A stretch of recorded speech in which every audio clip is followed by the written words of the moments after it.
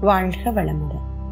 கற்பு நெறி என்று சொல்ல வந்தால் இரு கட்சிக்கும் அதை பொதுவில் வைப்போம் என்றார் பாரதி. அப்படிப்பட்ட ஆண் பெண் இணைப்புல தான் இந்த உலகம் இருக்கு. இன்றைய உலகத்துல அந்த நட்பு சிறப்பாக அமைவதற்கு அருட்தந்தை கூறக்கூடிய ஒரு நெறி. ஆண் பெண் நட்புல ஒழுக்கம் அமைத்து அன்பாய் வாழ்வோம். மீண்டும் இங்கே ஒழுக்கம் என்கின்ற வார்த்தை அந்த நட்பினால் யாருக்கும் துன்பம் வராமல் இருக்குமேயானால் அது சிறந்த நட்பு என்கிறார் மகரிஷி அவர்கள். தும்மல் நிற்க ஒரு வழி. தூதுவளை பொடியில் மிளகு பொடி கலந்து பாலுடன் சாப்பிட்டு வர தும்மல் குணமாகும். வாழ்க வளமுடன்.